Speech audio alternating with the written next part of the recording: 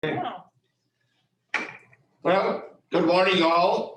Thank you for coming, and thank you for attending our session, the Legislative Committee with Senator Mike Moser.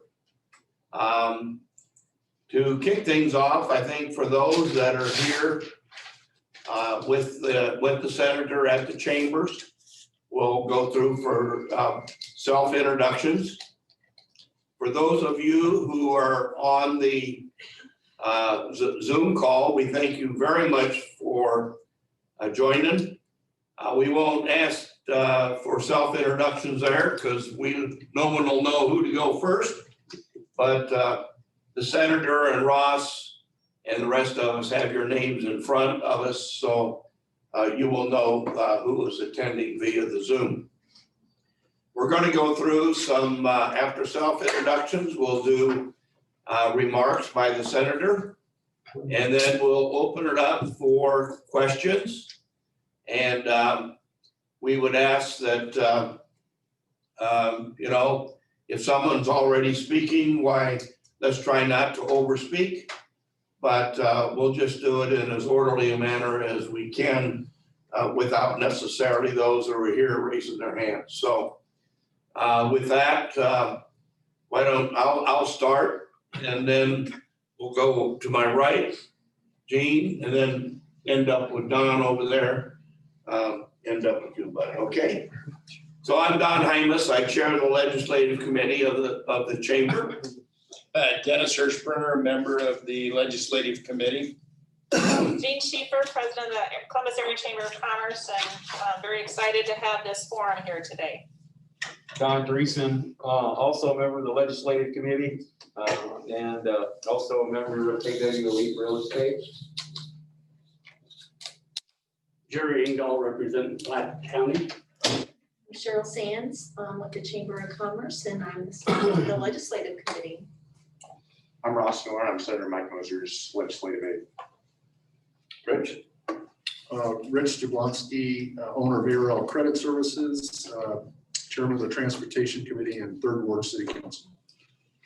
Bud Fleischer, Columbus Bank and Trust. Very good. Thank you. As I said, we can see those of you who are attending by Zoom. We thank you very, very much. And with that, Senator, we'll turn it over to you.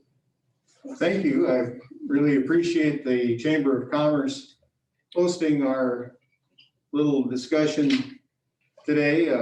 They have the technology and everything set up for us to make life easier for us. And I appreciate everybody who's attending via Zoom and those who came in person to talk a little bit about where we're going to take the state in the next session in the legislature. I would say that the top things in my mind that we need to work on would be, one of the top things would be the completion of Highway 30 from here to Omaha. We've been patiently waiting for that to develop over the last decade or so. And I talked to several of the other senators in the interim to talk to them about what we can do to try to help move that process along more quickly. And I got some encouraging feedback, so I'm hoping that's one thing we can talk about. We'll have a number of bills that'll come back that didn't get anywhere in the previous session. The student discipline bill and the training bill that kind of went along with that. I'm sure there will be some tax bills. I know some of the senators have some ideas on how, what they think we should change in the tax system to make it more fair and balance it. We'll see where any of those go. The natural resources committee that I'm on, I don't think we have anything really controversial on our radar at this point. Same from agriculture. I think that the hemp bill went through, and I've heard that, there are some people growing hemp, but I don't think it's quite been the volume of business that they anticipated. We'll have to see, how that moves forward. General Affairs now handles alcohol, tobacco, gambling, and all those things. So there will be some business there if the gambling amendment passes. There will be some activity there. So be interesting to see how that proceeds. And it's going to be interesting to see who the new legislators are. Some of them have been term limited out, and it's going to be interesting to see who wins those seats. And there are, I don't know, at least a dozen or so that are up for re-election, and some of those have good challengers. And so we'll have a lot to watch on election night. I encourage everybody to vote. I already voted, so in case it snows that day, I'm covered.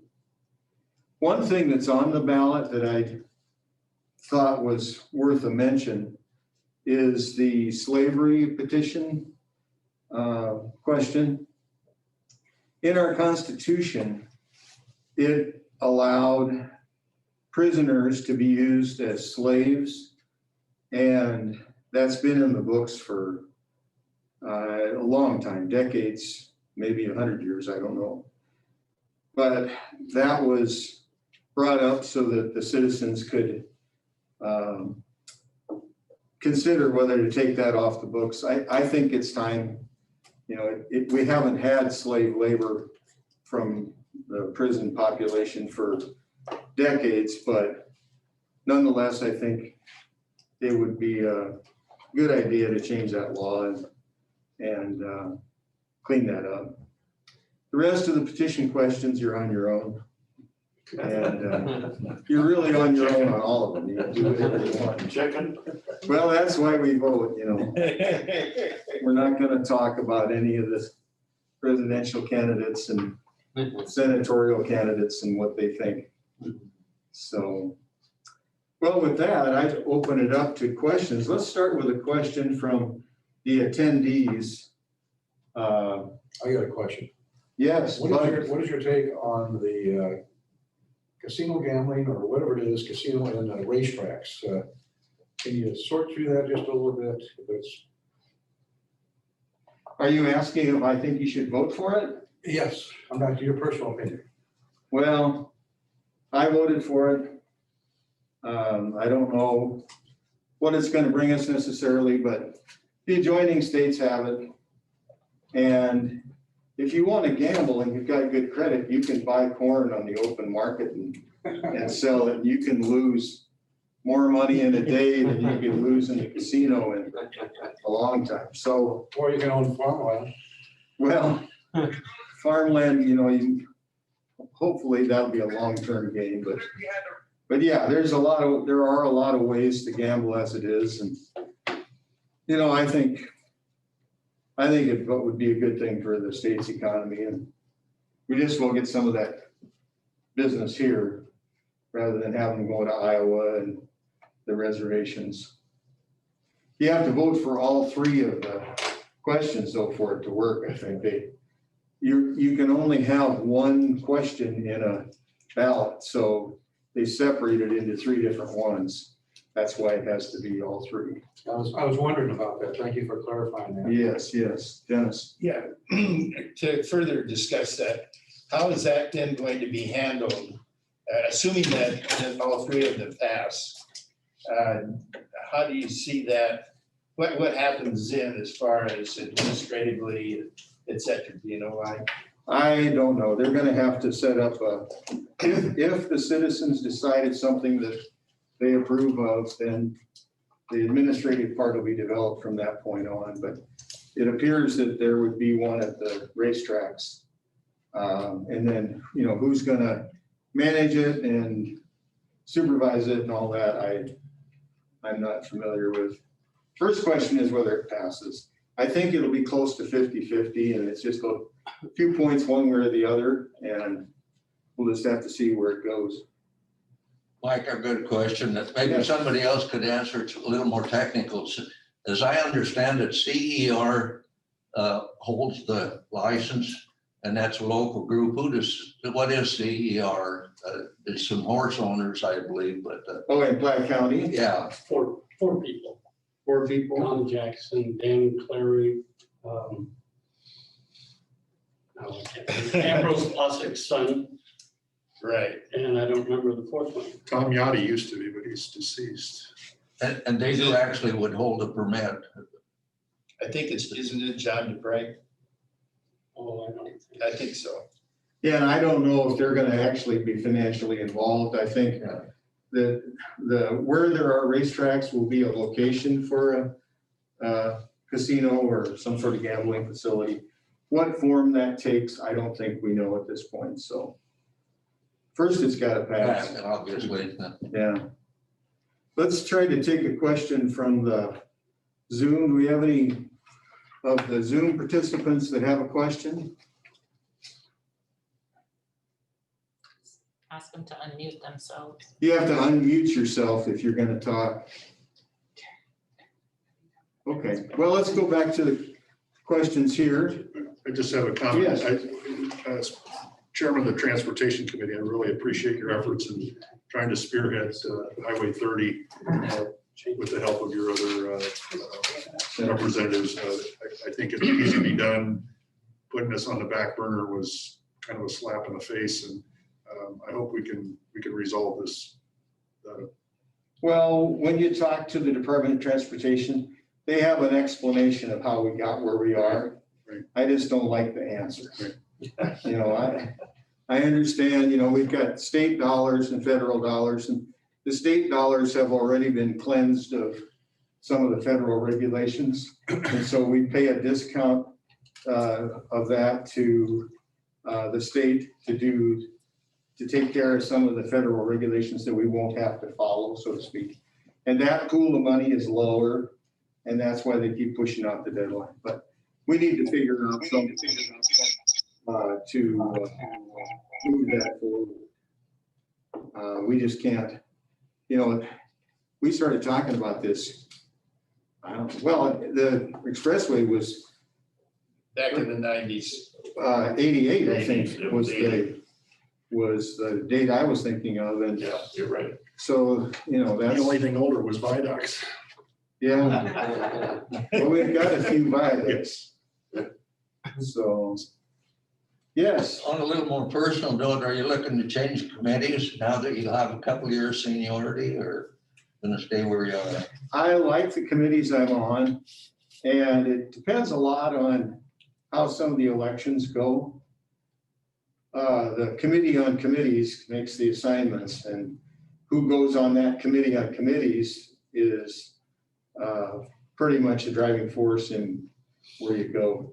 Generally, they wouldn't bump you from a committee that you're on. You know, if you want to go to a different one, you could ask, and then, you know, they may be able to move you, but, so it depends on what committees have vacancies and then who wins what election. So, you know,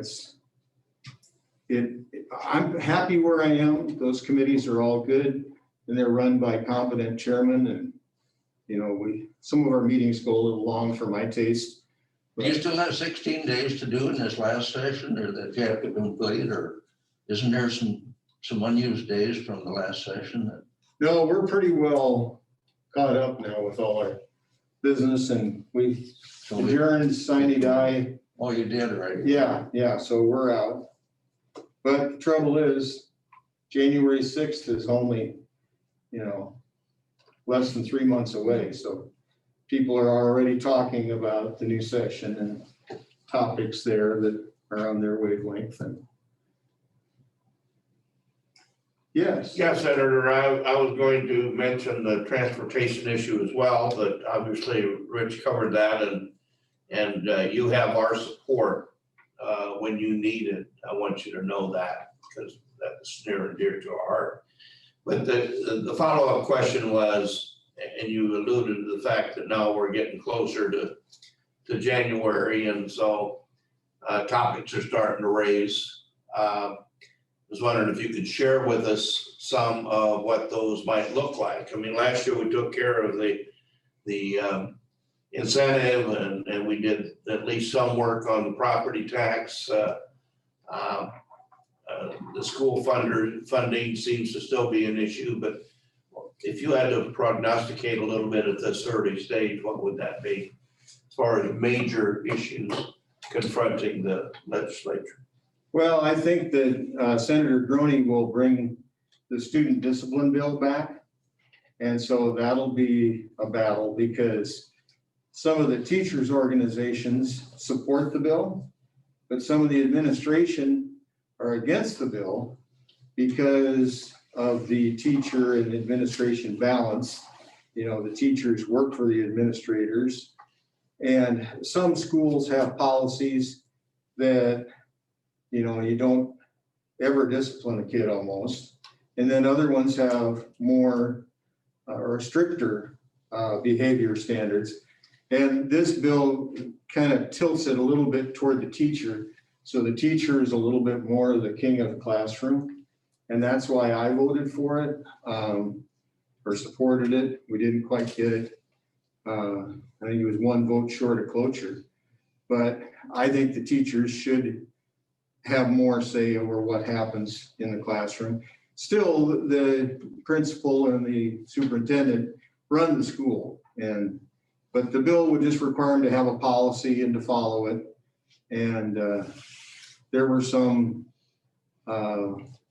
people who were adamantly against it, thinking that it was, you know, somehow going to take us back to where we had corporal punishment and big paddles that we paddle people with. Good.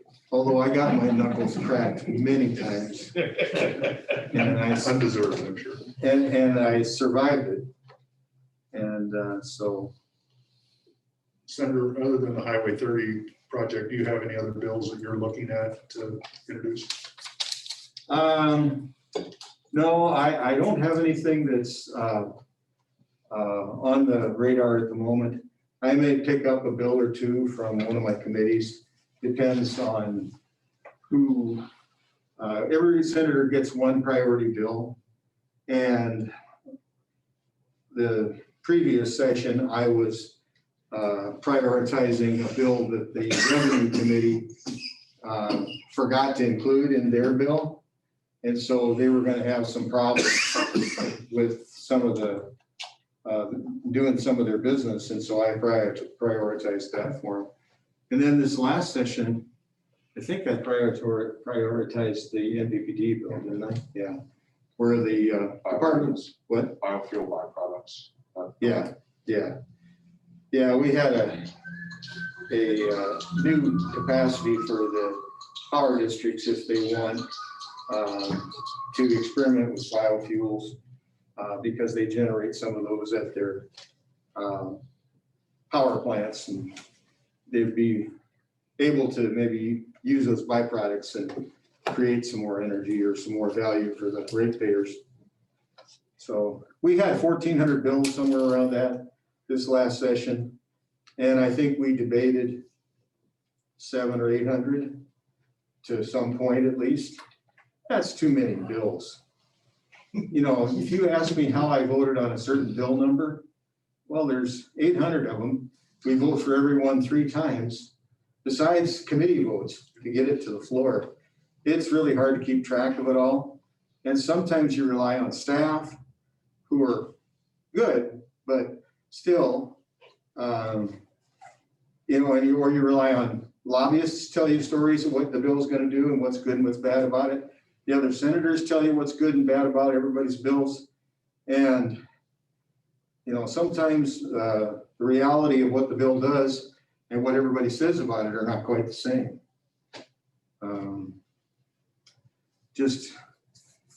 Just to give you one example, it's kind of got my head spinning. We had a bill for sustainable agriculture or sustainable soils. And it was supposed to study the use of cover crops and certain farming practices that build up the soil. And it sounds like a great thing, you know, who wouldn't want better soils? But some of the commercial agriculture interests are interested in making a living farming. And then some of the environmentalists would just as soon that we go back to the day of pastures and buffalo. And so those are competing interests. And I voted for the sustainable soils bill.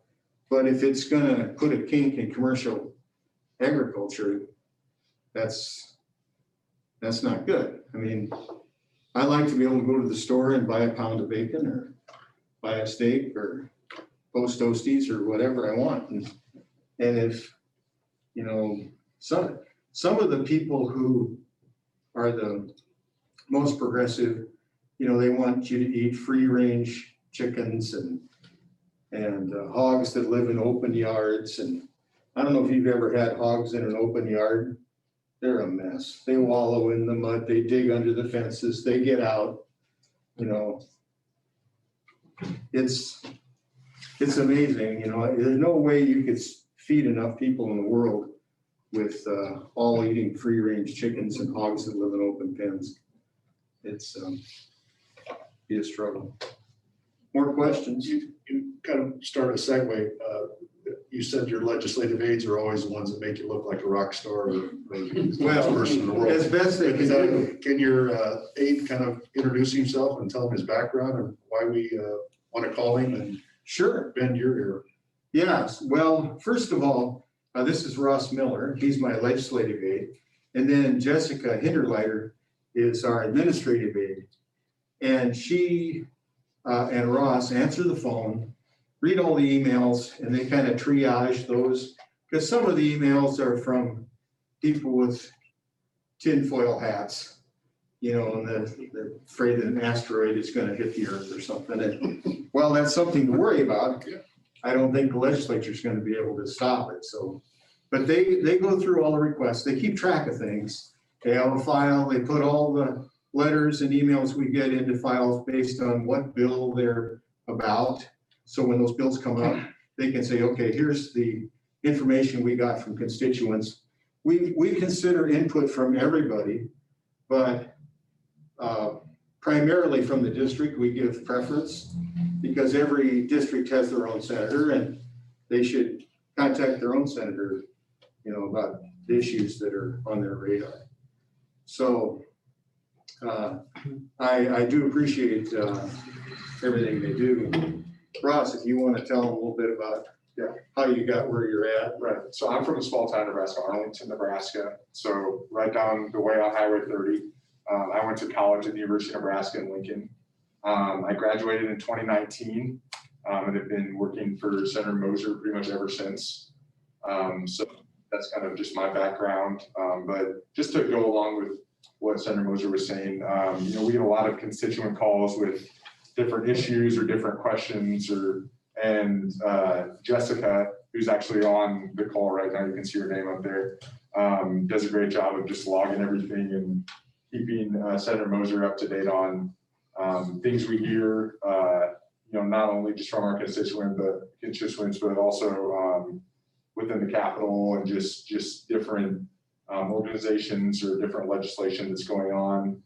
My job more revolves around constituent outreach, like Senator Moser was saying, and then also just researching legislation, kind of keeping him up to date with information and different things like that. So that's kind of what I do on a daily basis. And obviously I'm in the office every day, so you're more than welcome to reach out. And that's kind of where we go with that. So. Yeah, while he was going to school, he was a sports reporter for the Lincoln Journal-Star. And I'm sure that was a lot more exciting job. But this pays the bills, so. We do have the opportunity to, or you do have the opportunity to submit a question through the chat feature. We did have one question come in, Senator. Can you explain why the state budget included a $3.8 million payment to a Wyoming irrigation district while other individuals and companies in the state of Nebraska have similar damages and are receiving no payments from the state? Well, I think that particular bill was for the aqueduct that brought water in to irrigate some farm ground in Nebraska. So there were some areas in Nebraska that benefited from that. And you know, why other projects didn't get funds, I don't have any answer for that. You know, you'd have to have somebody submit a bill to pass a law to help other people with their flood damages. You know, it's tough. The flood did a lot of damage to a lot of people, and there's just no way that the state can make everybody whole. You know, we all suffered, and it's a little similar to this COVID thing that we're going through now. You know, some senators want to give, you know, more money and more benefits to help people get through it, but it's affecting us all in some ways. Our businesses are, you know, doing less business. Some of us have gotten COVID, got sick. You know, and there's just no way that when you have that many people affected by it and the same people paying into the state to give benefits back to the people who suffered, it just doesn't make sense because the state doesn't do anything efficiently. And so if we take in tax dollars from all of you and then give it to somebody else, you know, it's not necessarily going to get where everybody thinks it should go anyway. So it's Is there a question? tough situation. Question comes in, Senator Moser, do you feel that there will be more state-funded administered funding for the coronavirus relief as we saw with the $12,000 grant program this summer, or will most of that come federally? I think that 12,000, I think, was federal money anyway, but it was administered by the state. The governor had the authority to come up with programs to distribute that money. And I don't know if there's more money left in that fund. I'll have to check into that. And then if you want to email us at the Capitol, we can look into that and get you a better answer. You can find us on the Nebraska legislature site if you want, and then send us an email and we'll get into that a little bit better. Can you give me your email? Is it pretty easy? Yeah, I can just give you, She's gonna type it in. yeah, so M Moser Oh, shoot, that's not what I wanted to do. M Moser, sorry about that. at leg.ne.gov.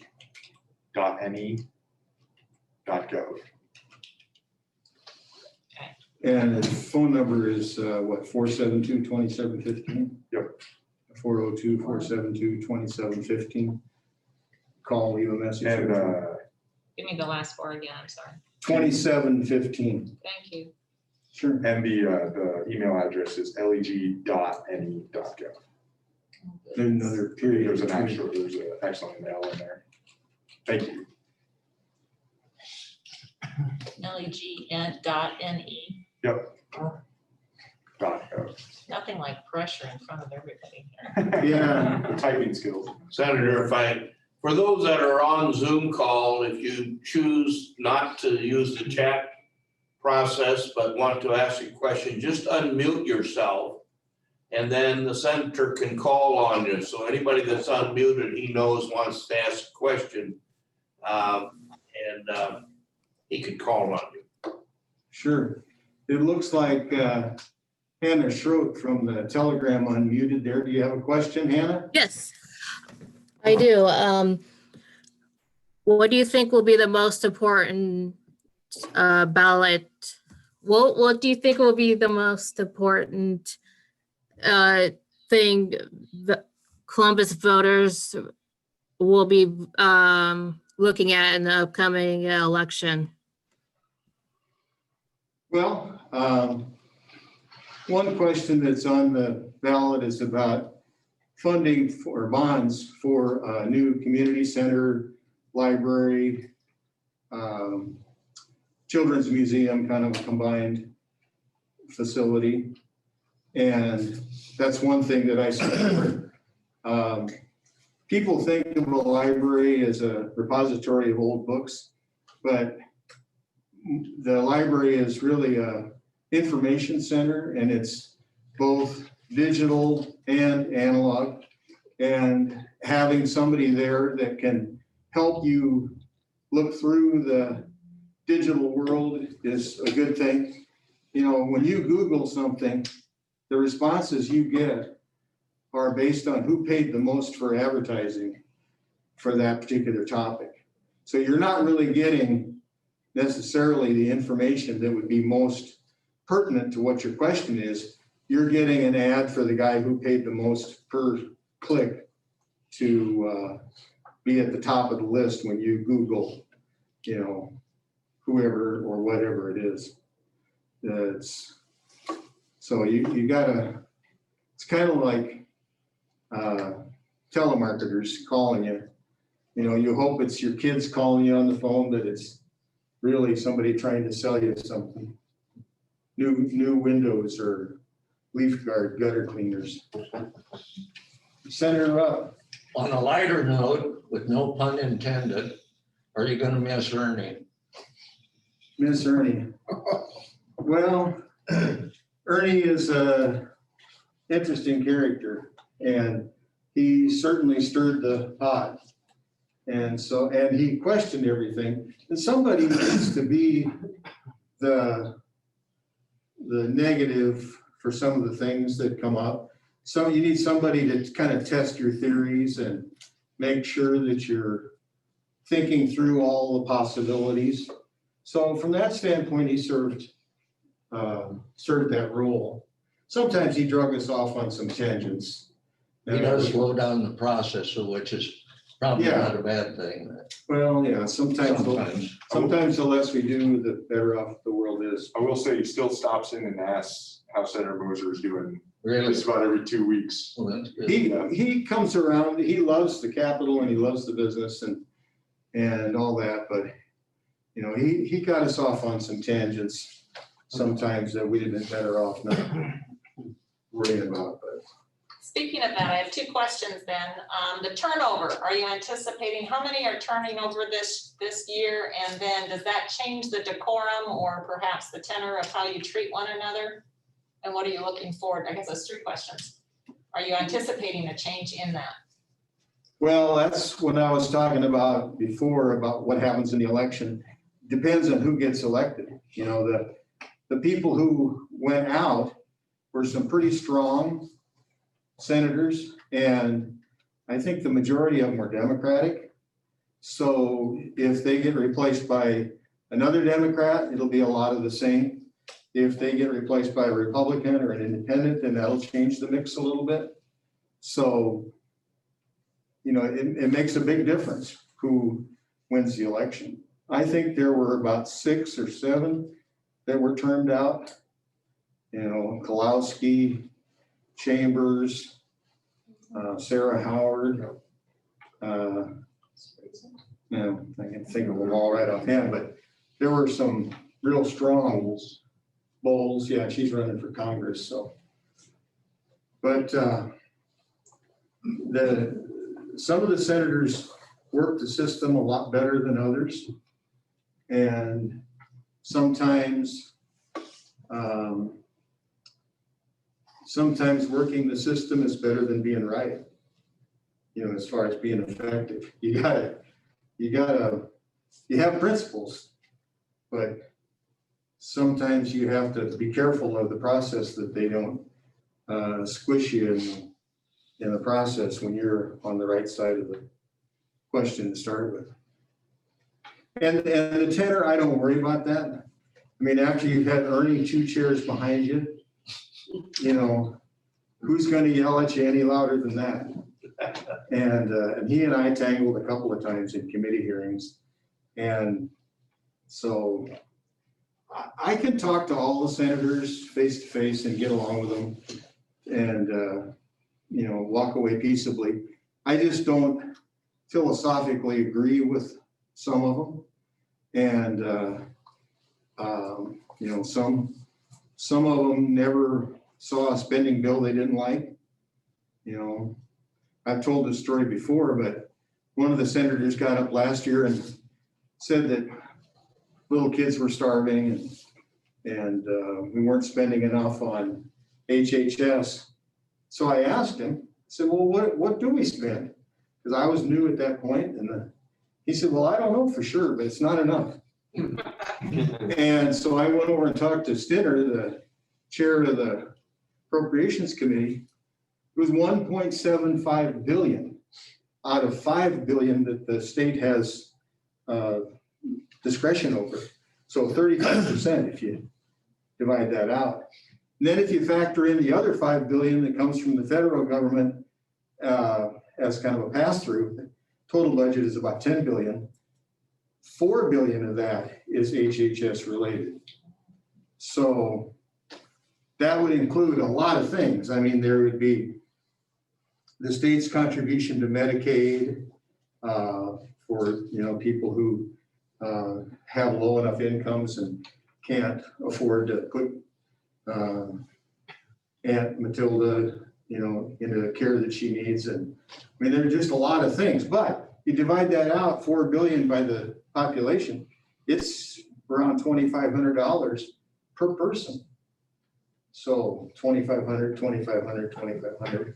Some of us spend it, but a lot of us don't. And so,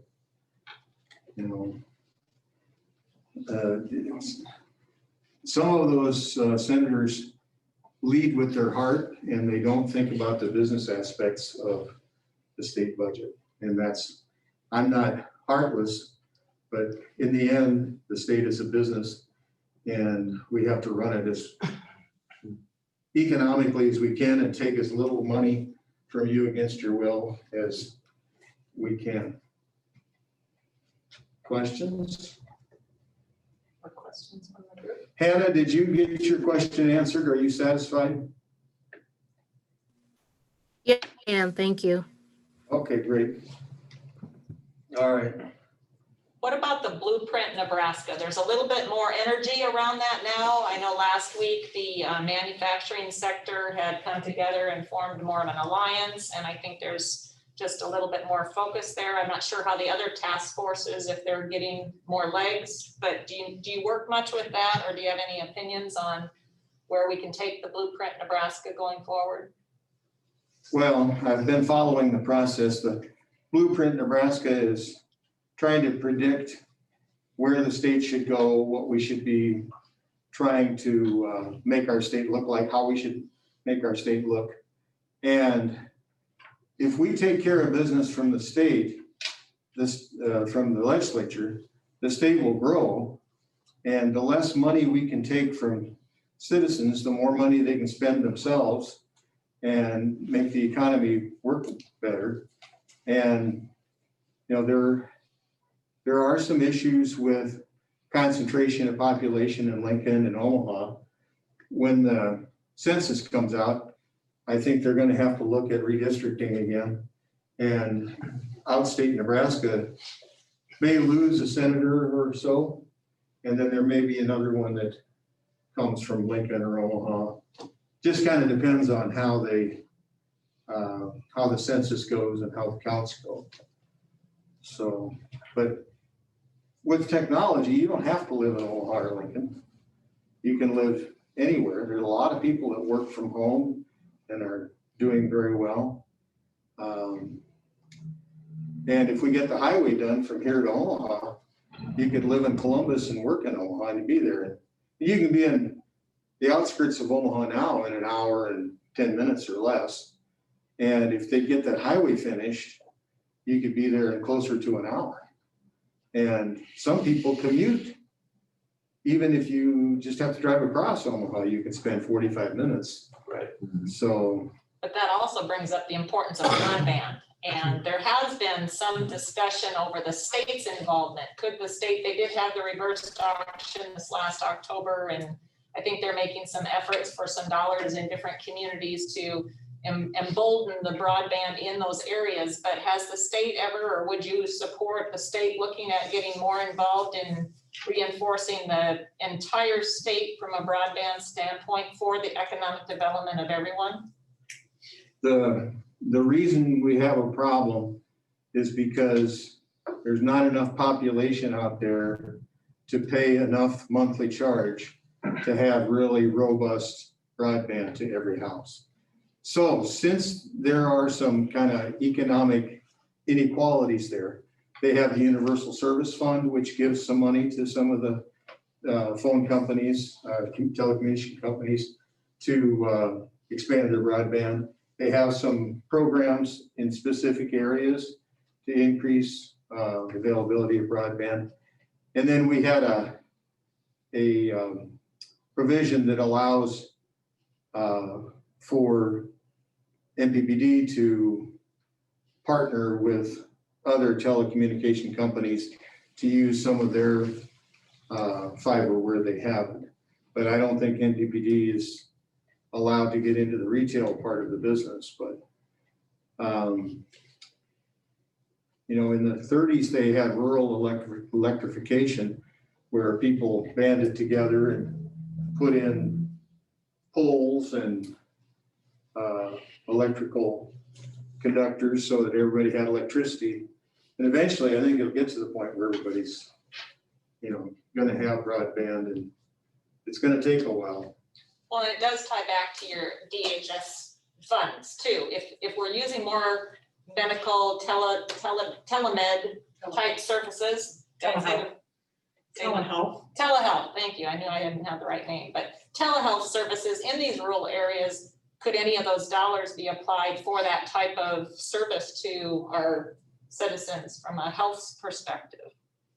And I'm sure the answer is yes, but I don't know how it's gonna, what shape it's gonna take. Senator Friesen is chairman of the Telecommunications Committee, and I've talked to him about it.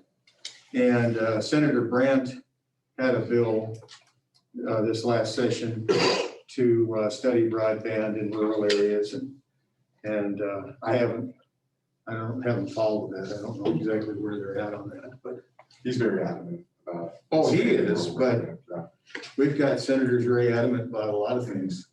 It takes 26 votes to get something done. Well, and, you know, sometimes we do things for symbolic reasons, even though economically it may or may not eventually wind up as a functional program.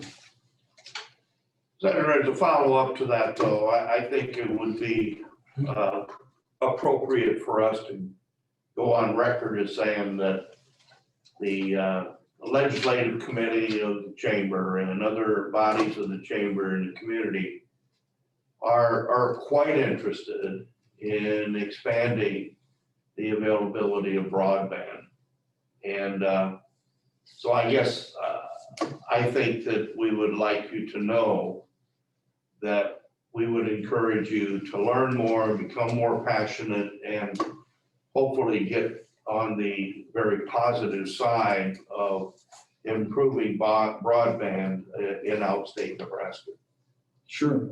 So if you have opinions on that, you know, send us a letter, and Ross will make sure it gets to the office of Senator Friesen too, because he's the chair of that committee. And Ross can tell you, he can talk to their office when he gets back and find out what's going on. They probably are cooking up some potential legislation, you know, even as we speak. He researched that for you and give you, it would be better to find something that's being considered and support that than to come up with something new. I'm not saying that, I'm just saying that we would encourage you to become informed enough that hopefully you will be able to support it on our behalf. Yeah. It's funny you should say we need better internet access. My internet service provider used one of the local telecommunications companies that's having some financial troubles. And my internet was down, has been down for about 10 days. So I'm squeaking by, picking up my neighbor's Wi-Fi through the brick wall. And if I hold my head just right, I have enough signal strength that I can send an email.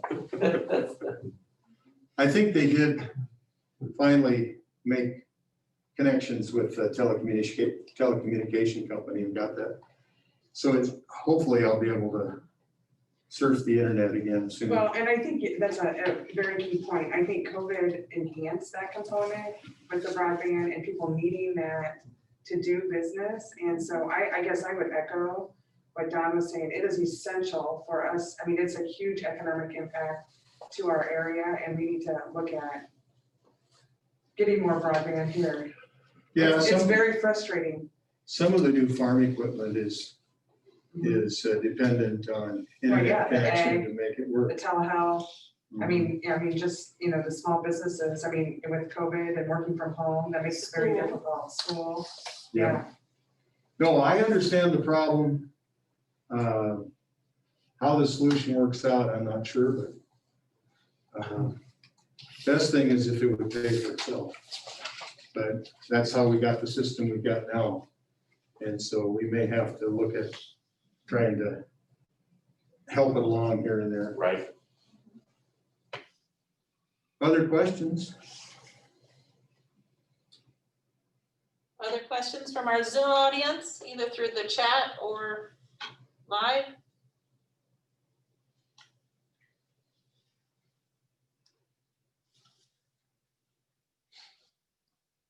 Anybody here?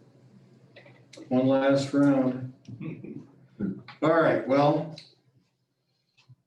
45 minutes or a little more. Yep. I really appreciate the opportunity to come talk to you about what's on your mind, and be sure to contact our office. You won't be bothering them. Just call them up, tell them your problem. If there's already an existing program that helps solve the problem you have, they'll know who to talk to, where to refer you to.